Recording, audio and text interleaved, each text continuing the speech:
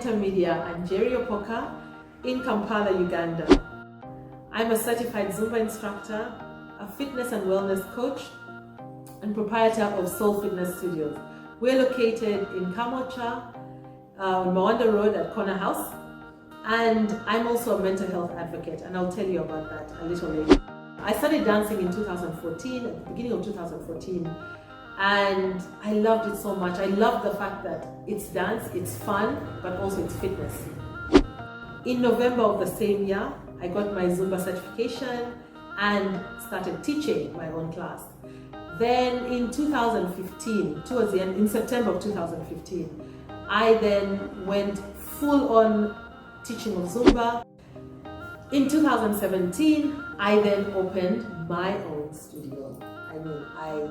It's been such an amazing journey of growth, of self-discovery, of love, an abundance of love in so many places. I have been through some really crazy challenges, but it's been absolutely fantastic. I have seen great change in the ladies. A number of them have come to me to say, oh Gerry, ever since I came to Soul, my life has changed so much. Thank you for, the positive things that you've, brought into my life. And in the beginning, I did not understand what they were talking about.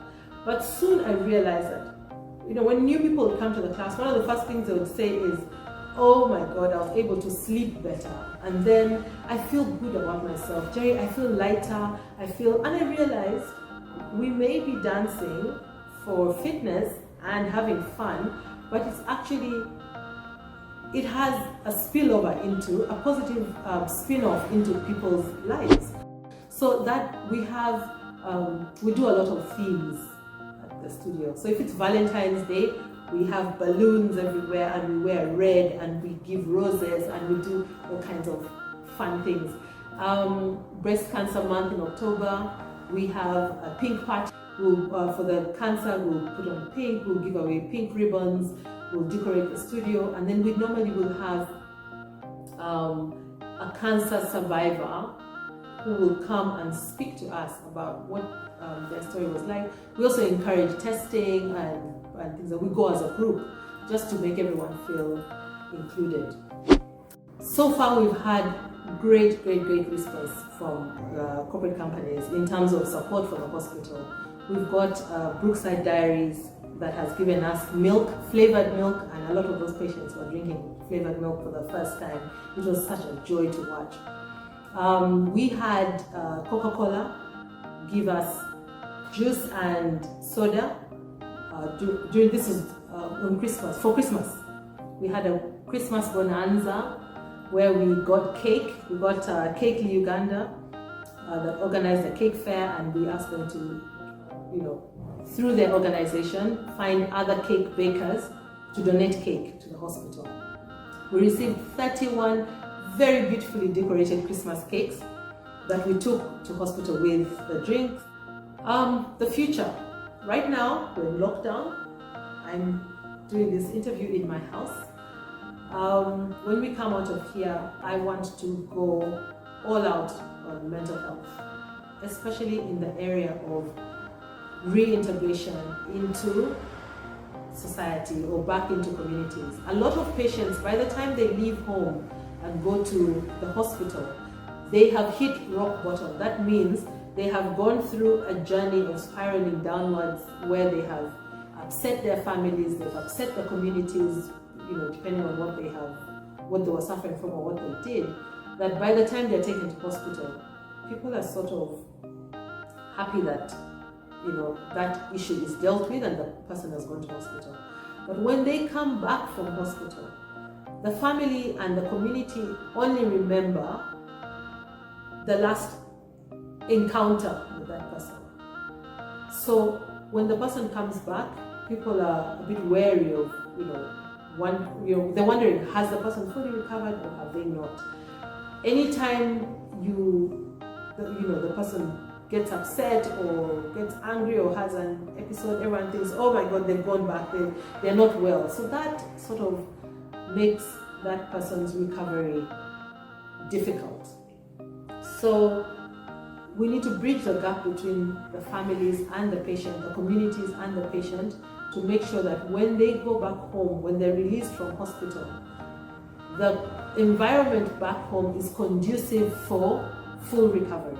But also for the communities and the families to understand that this one person's problem is a family problem, because they cannot get to where they are if it's not a family thing, if the family is supporting them, if the family shows love, if the family understands what's going on, if the community understands, then this person doesn't have to get to that point. So I want to do a lot of work in that regard, supporting the hospital. They have a huge number of patients getting readmitted. 2018, so at least 74% of the patients in the hospital as readmission cases. So if we are readmitting such a huge number of patients, where are the new patients going? We need to basically do a lot of work around that. So that is my focus area. And then of course, continuing with the dancing. Right now we're doing online classes every day, and that is going so great. I mean, the lockdown has opened our minds up to different ways of doing things. Many times we thought about doing and we did not, because it was just not very necessary and cumbersome to put together. But here we are now, very happily doing online classes and seeing the benefit of it and how far we can reach without being restricted by class times or technology and things like that. So everyone around the world can participate. The personality that I look up to the most, a lot, is a gentleman called Victor Ochen.